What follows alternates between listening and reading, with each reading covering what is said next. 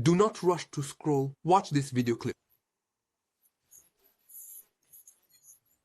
We did not steal anything physically. We operated through spiritual transactions. And the most painful truth is that the majority of our victims cooperated without knowing it.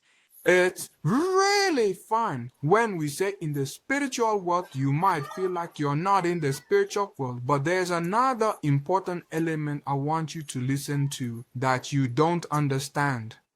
When I was initiated into this convent, occult circle, in Durban, the woman who welcomed me said a strange phrase: "We do not fight people's money, we exchange it." In the spiritual world, everything obeys laws, not emotions. The spiritual world is not emotional. The spiritual world operates according to laws. While you act based on emotion, in the spiritual world, actions are taken according to the law. My Bible tells me that if you are neither hot nor cold, I will spit you out. Watch this video with me and you will understand something fundamental.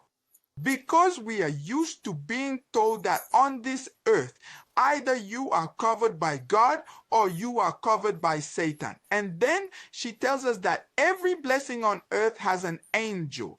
Either it's an angel of God or it's a demon. Listen with me. She showed me that every blessing on earth has a spiritual guardian, either of light or of darkness.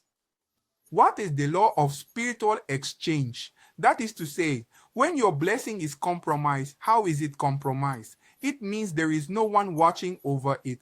Neither God nor Satan is watching over it.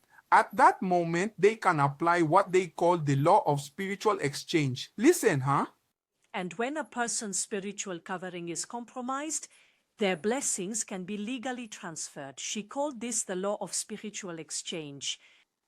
What you are going to hear now will amuse you, but I hope it will wake you up. They say thanks to what? Your ignorance, but also thanks to this spiritual legality. It means they legally have the right to act. It is through this law that we emptied the finances of families, businesses, and even entire churches with full spiritual legality due to their ignorance. And there, they tell you that even certain churches, certain pastors, certain families are struck by the law of ignorance, are struck by the law of spiritual legality. There was a businesswoman named Lato, owner of a small cosmetics business in Johannesburg. She was a devout woman who loved God and firmly believed in the power of offerings and seeds. One Sunday, her pastor announced a prophetic seed of breakthrough. What she didn't know was that this false prophet had been spiritually compromised. We had captured him months earlier through a sexual alliance. Now, let's get into practice a bit in the cases. But this one intrigues me a lot. Imagine how a pastor was captured by a sexual spiritual exchange.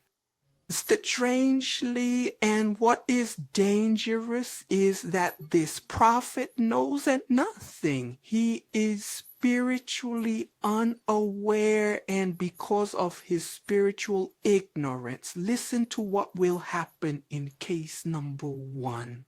Thus, when Lato gave an offering of 50,000 rands, that money never went up to God. It was spiritually redirected, marked by an occult seal, and used as a means of legal transfer. In less than 3 months, her warehouse mysteriously burned down. Her insurance refused to compensate her, and her business collapsed. But in our meetings, her wealth had been credited to a spiritual treasury controlled by our circle. How many of you enter churches to meet God while the man of God has already been corrupted?